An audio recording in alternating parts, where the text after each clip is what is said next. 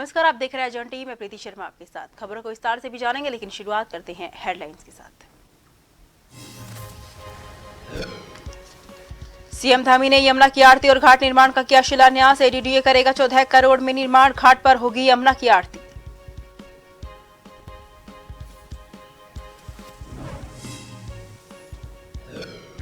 आठ सितंबर को बागेश्वर उपचुनाव की मतगणना, 14 टेबल लगाकर की तैयारियां। सुबह 8 बजे से बागेश्वर डिग्री कॉलेज में होगी शुरू।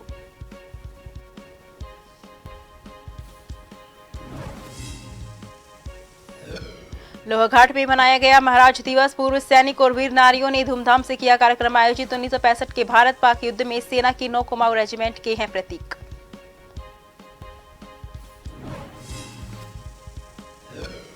देहरादून में एसटीएफ की कार्यवाही, 3 वन्यजीव तस्करों को किया गिरफ्तार। 2 बाघ की खाल और बाघ की हड्डियां की जब्त।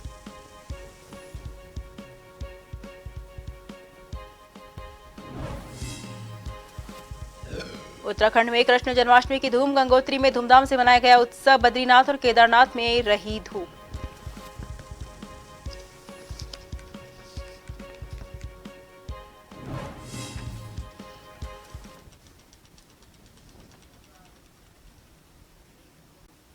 खबर उत्तराखंड से है, जहां पर सीएम ने पोस्टर का विमोचन किया। बता दें कि उत्तराखंड के विकास नगर में सीएम धामी ने भजन हरिपुर में आनंद सजेगा का विमोचन किया।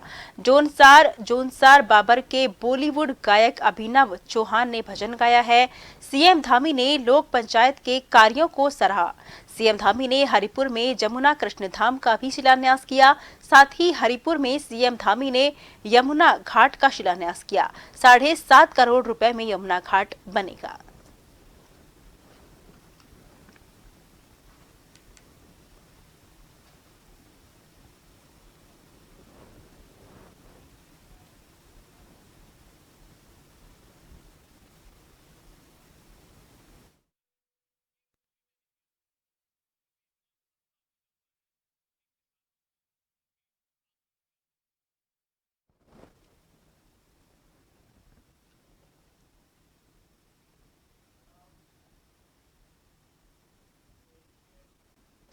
वहीं बागेश्वर विधानसभा उपचुनाव में शुक्रवार को मतगणना होनी है। जिला निर्वाचन विभाग ने मतगणना की सभी तैयारियां पूरी कर ली हैं।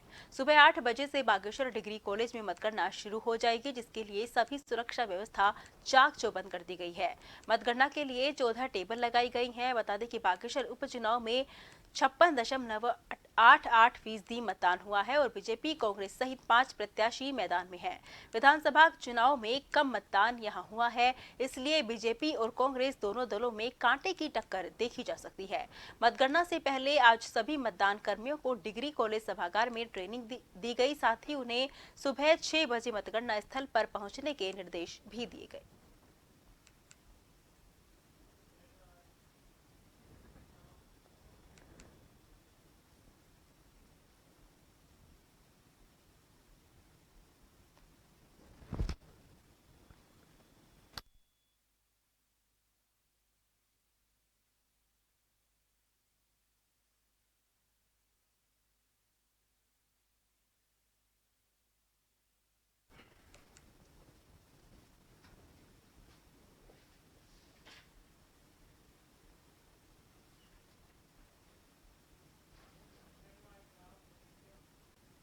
लोहाघाट में श्री कृष्ण जन्माष्टमी को धूमधाम से मनाया गया है। जन्माष्टमी के अवसर पर लोहाघाट नगर में विशाल मेले का आयोजन किया गया, जिसमें लोहाघाट क्षेत्र के हजारों लोग शामिल हुए। मेले में दूर दराज क्षेत्र से आए व्यापारियों ने अपनी दुकानें सजाई हुई थी, जिसमें महिलाएं, बच्चे भी जमकर उन्होंने खरीदारी की। वहीं ऋषेश्वर मंदिर में विशाल भंडारे का आयोजन किया गया, जिसमें हजारों लोगों ने प्रसाद ग्रहण किया।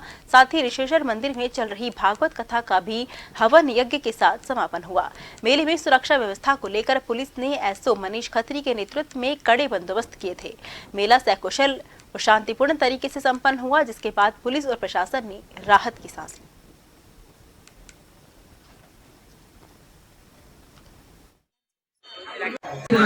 साल का सबसे प्रतिष्ठित जन्माष्टमी खरीदारी करनी है और ये खरीदारी में लग रहा है। इसके लिए पुलिस ने व्यापक सुरक्षा प्रबंध किए हैं। साथ ही साथ यातायात के भी हमने प्रमुख प्रबंध किए हैं। इंटरसेप्टर वाहन है, इसके अलावा अन्य पुलिस कर्मचारी घर से पहुँच बुलाई गई है और यातायात और मेला अपना सफलतापूर्वक चल रहा है। जहां पूरा देश आज भगवान श्री कृष्ण का जन्मोत्सव बड़े धूमधाम और हर्षोल्लास के साथ मना रहा है। जगह जगह मंदिरों में भजन कीर्तन पूजा अर्चना के साथ भगवान कृष्ण की लीलाओं का वर्णन किया जा रहा है, तो वहीं यादव समाज विकास समिति द्वारा जन्माष्टमी पर्व को मानते हुए यादव समाज के मेधावी बच्चों को सम्मानित कर उनकी हौसला अफजाई की गई। कार्यक्रम में मुख्य अतिथि के रूप में पहुंचे IAS चंद्रेश कुमार यादव ने होनहार बच्चों को प्रशस्ति पत्र और स्मृति चिन्ह देकर उनकी हौसला अफजाई कर कहा कि बच्चे देश का भविष्य होते हैं। आने वाले समय में ये बच्चे देश का नाम रोशन करेंगे। कार्यक्रम में राधा कृष्ण की सुंदर झांकियों ने राधा कृष्ण के भजनों पर नृत्य कर कार्यक्रम को जहां भक्तिमय बनाया, तो वहीं वक्ताओं ने भगवान श्री कृष्ण की जीवन लीलाओं का वर्णन करते हुए भगवान श्री कृष्ण के चरणों में नमन किया।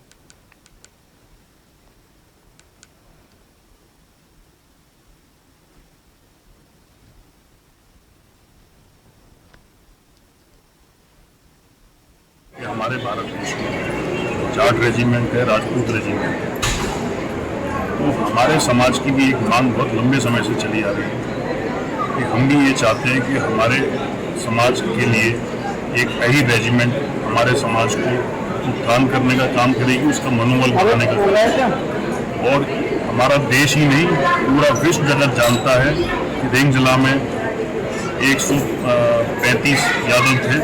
उन लोगों ने हजारों हजार लोगों से, सैनिकों से, दुश्मनों से सामना किया और उन्होंने अपने शरीर की एक एक बूंद जब तक उनकी न गिर गई, जब तक उनके शरीर में सांस थी, वो आखिरी दम तक लड़े। और वो विश्व के सभी जितने भी लड़ाई हुई बॉर्डर पर, उसमें एक अपना अलग ही उसका स्थान है। तो हम ये चाहते हैं कि अहीर रेजिमेंट हमारा हक है और वो हमें मिलना ही चाहिए। बागेश्वर में विश्व हिंदू परिषद ने अपना 60वां स्थापना दिवस हर्षोल्लास और धूमधाम के साथ मनाया। इस मौके पर बाइक रैली निकालकर स्थानीय श्री राधा कृष्ण मंदिर में खीर का मिष्टान वितरित किया गया। स्थापना दिवस के मौके पर बाइक रैली मंडल सेरा बाईपास से शुरू होकर दुर्ग बाजार, नुमाइश खेत, 84 डंडी सड़क, सेंच तहसील स्टेशन, कॉलेज रोड होते हुए स्थानीय राधा कृष्ण मंदिर के सामने समापन हुई, जिसमें हिंदू जागरण मंच संगठन के लोगों ने भी भागीदारी की।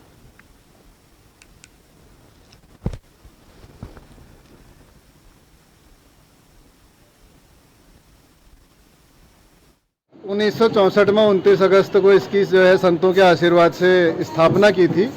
इससे जो है जन्माष्टमी को विश्व हिंदू परिषद का स्थापना दिवस मनाया जाएगा। विश्व हिंदू परिषद के स्थापना के इस वर्ष में जो है 60 वर्ष पूर्ण हो गए हैं, तो षष्ठी पूर्ति वर्ष के रूप में विश्व हिंदू परिषद इस पूरे संपूर्ण वर्ष को मना रही है।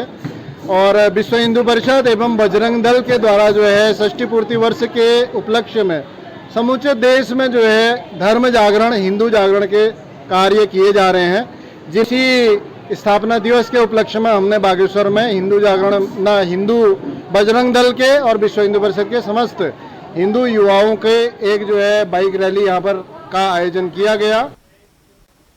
लक्सर कोतवाली पुलिस ने 27 अगस्त की रात को क्षेत्र के कनोली गांव में शिव एसोसिएट्स प्लांट में राखी मशीन से मोटर और मोबाइल फोन चुराने वाले 2 शातिर चोरों को गिरफ्तार किया है। लक्सर कोतवाल अमरचंद शर्मा ने बताया कि शेखपुरी गांव निवासी रविंद्र सिंह ने 27 अगस्त की रात को अपने प्लांट में राखी मशीन का मोटर और एक मोबाइल फोन अज्ञात चोरों द्वारा चोरी किए जाने के मामले में मुकदमा दर्ज कराया था, जिससे शीघ्र खुलासे के लिए एसएसपी ने एक पुलिस टीम का गठन किया। गठित पुलिस की टीम ने मुखबिर की सूचना पर 2 आरोपियों को चोरी की मोटर और मोबाइल फोन के साथ खेड़ी कला गांव जाने वाले रास्ते से गिरफ्तार कर लिया।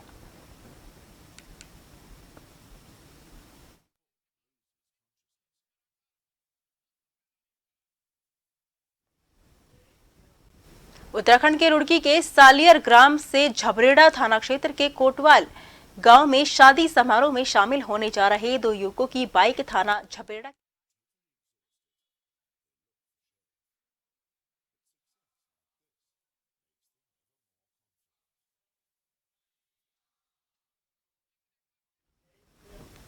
सन 1965 के भारत पाक युद्ध में भारतीय सेना की नो कुमाऊं रेजिमेंट के शौर्य के प्रतीक महाराज के दिवस को लोहाघाट के सैनिक विश्राम गृह में पूर्व सैनिकों और वीर नारियों ने धूमधाम से मनाया। नो कुमाऊं के पूर्व सूबेदार ललित सिंह अधिकारी की अध्यक्षता में हुए कार्यक्रम में नो कुमाऊं की इस वीरगाथा को याद कर इस युद्ध में शहीद हुए सैनिकों को श्रद्धांजलि देते हुए वीर नारियों और युद्ध में शामिल हुए जवानों को सम्मानित किया गया।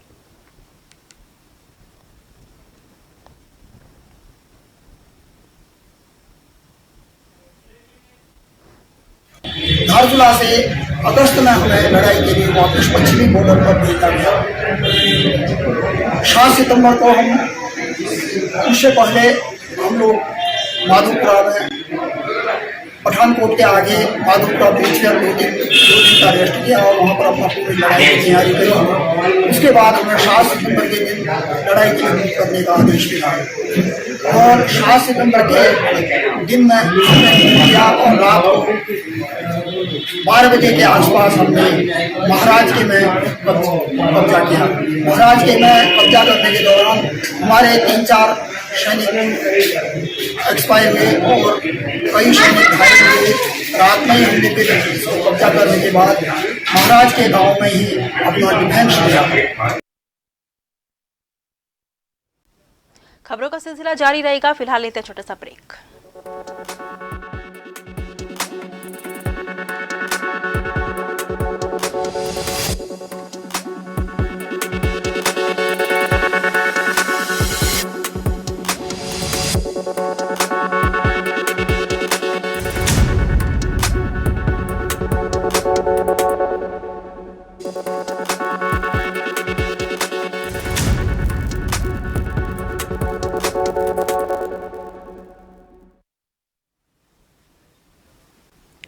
ब्रेक के बाद फिर से आपका स्वागत है। रुक करते हैं खबरों की ओर। चंपावत टनकपुर तहसील के छानी घोट में इन दिनों जंगली हाथियों के द्वारा आए दिन ग्रामीण किसानों की फसलों का नुकसान किया जा रहा है, जिसको लेकर स्थानीय ग्रामीणों में भारी आक्रोश है।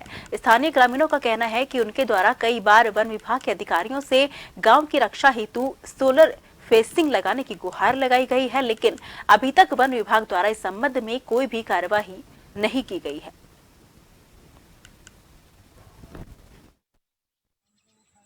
3 दिन हो गए लगातार आ रहा है। इसने कम से कम 1 एकड़ धान की फसल खराब कर दी है और भगाने में भी ये पीछे पड़ रहा है। कल रात भर इसने यहाँ धान की फसल सब खा दी है, बहुत नुकसान हो गया है। वन विभाग से कई बार कहने पर भी उन्हें तार फेंसिंग नहीं की जा रही है, जिससे हमारे ग्रामीणों में बहुत रोष है। तो शीघ्र से शीघ्र इसका मुआवजा और तार फेंसिंग करने की हम प्रशासन से उम्मीद करते हैं। चीनी अनुभाग में हमारे हाथियों के आवागमन की जानकारी मिली। इसमें जैसे तो मतलब वन क्षेत्र अधिकारी खटीमा को नियमित रूप से क्षेत्र में गश्त करने के निर्देश दिए गए हैं। उक्त क्षेत्र में पूर्व में भी हाथी खाई इत्यादि खोदकर हाथियों से जनमानस की सुरक्षा हेतु प्रयास किए गए हैं। जिस हेतु भविष्य में जो भी यदि कोई ऐसा कोई प्रस्ताव होगा तो उस हिसाब से कार्रवाई की जाएगी। यह क्षेत्र चूँकि हाथियों के आवागमन का पुराना क्षेत्र एक कॉरिडोर के रूप में भी है, जिसमें मतलब यह भी इसमें जो मार्ग जो उनका अवरुद्ध हो गया है उसके कारणों का भी पता लगाने का प्रयास किया जा रहा है, ताकि यदि किसी प्रकार का कोई अतिक्रमण या कोई अवरोध जिससे मार्ग बाधित हो रहा है, जिस कारण ये आबादी की तरफ रुक कर रहे हैं, यदि पाया जाता तो उसके विरुद्ध भी नियमानुसार इसमें कार्रवाई की जाएगी। देहरादून सीओ एसडीएफ सुमित गांधी के नेतृत्व में Uttarakhand SDF wild life crime control bureau Delhi और तराई केंद्रीय वन विभाग रुद्रपुर टाडा की संयुक्त टीम द्वारा 3 शातिर वन्यजीव तस्करों को बाजपुर से गिरफ्तार किया गया है। उनके कब्जे से 2 टाइगर की खाल और करीब 35 किलो बाघ की हड्डी बरामद की है। गिरफ्तार तस्कर जनपद उधम सिंह नगर के काशीपुर क्षेत्र के रहने वाले और लंबे समय से वन्यजीव अंगों की तस्करी में लिए थे। हमारी बाकी क्राइम्स के साथ साथ जो वाइल्ड लाइफ क्राइम हो रहा है उसके लिए भी लगातार कार्रवाई करती रहती है और जो प्रमुख वन्यजीव तस्कर हैं उन पर निगरानी भी रखती है, और अगर उनके द्वारा किसी प्रकार का कोई वाइल्ड लाइफ ट्रैफिकिंग की जाती है तो उसको भी रोका जाता है और उन पर कार्रवाई की जाती है। कुछ दिन पूर्व ही लगभग 1.5 महीने पूर्व हमने एक टाइगर स्किन बरामद की थी उधम सिंह नगर से, और उसी क्रम में उसमें आगे लीड पर काम करते हुए कल शाम को बाजपुर उधम सिंह नगर से 2 टाइगर स्किन बरामद की गई हैं और 3 तस्करों को गिरफ्तार किया गया है। ये तीनों तस्कर जसपुर उधम सिंह नगर के रहने वाले थे। ये लोग कल एक ट्रक में 2 टाइगर स्किन लेकर जा रहे थे। स्किन के साथ साथ कुछ टाइगर की जो बोन्स हैं, लगभग 35 किलोग्राम हड्डियां बरामद हुई हैं और इनसे पूछताछ की जा रही है। जो पिछली बार गैंग पकड़ा गया था, कहीं ना कहीं उसी से कनेक्टेड हैं ये, तो उन लोगों पर भी आगे कार्रवाई की जाएगी। इसमें केदारनाथ में उड़ान भरने वाले हेलीकॉप्टर आज से 5 दिन तक दिल्ली और बता दें कि केदारनाथ में उड़ान भरने वाले हेलीकॉप्टर आज से 5 दिन तक के लिए उड़ान नहीं भर सकेंगे। 7 से 11 सितंबर तक केदारनाथ हेलीकॉप्टर सेवा बंद रहेंगी।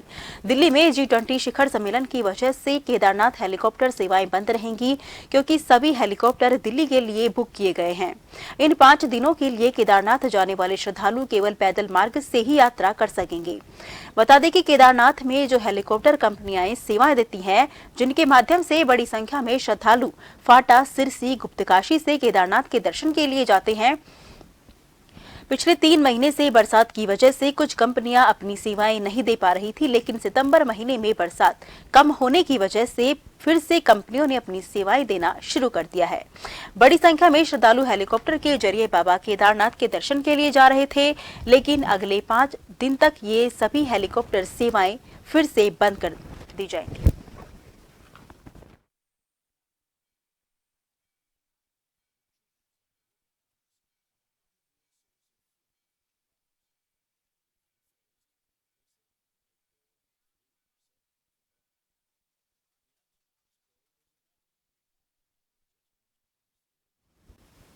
श्री कृष्ण जन्माष्टमी की पुलिस लाइन में धूम देखने को मिल रही है। पुलिस लाइन चंपावत में श्री कृष्ण जन्माष्टमी पर्व का मुख्य अतिथि ज्योति राय, जिला पंचायत अध्यक्ष विशिष्ट अतिथि नवनीत पांडे, जिला अधिकारी चंपावत और पुलिस अधीक्षक चंपावत देवेंद्र पीछा ने दीप प्रज्वलित कर कार्यक्रम का शुभारंभ कर सभी को श्री कृष्ण जन्माष्टमी की शुभकामनाएं दी। पुलिस लाइन प्रांगण में जनपद के सभी थानों और पुलिस लाइन द्वारा लगाई गई आकर्षक झांकियों ने लोगों का ध्यान आकर्षित किया, जिसमें मां पूर्णागिरी का दृश्य की झांकी विशेष आकर्षण का केंद्र रही। पुलिस लाइन में आयोजित हुए इस कार्यक्रम को देखने वाली भारी संख्या में पहुंचे पुलिस परिवार और आमजन ने पूरे कार्यक्रम के दौरान रंगारंग कार्यक्रमों का भरपूर आनंद उठाया।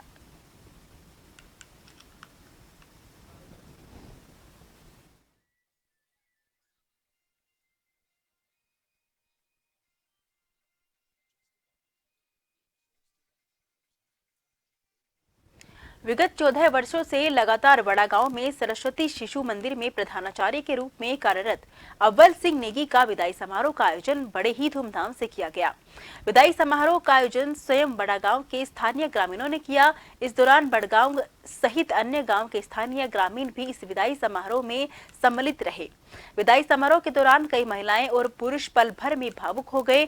छात्र छात्राओं के अभिभावकों का कहना है कि सरस्वती शिशु मंदिर में पिछले 14 सालों में कार्यरत अव्वल सिंह नेगी का कार्यकाल बहुत अच्छा रहा और वो काफी व्यवहार कुशल अध्यापक हैं। विदाई समारोह के दौरान अव्वल सिंह नेगी भी काफी भावुक हो गए।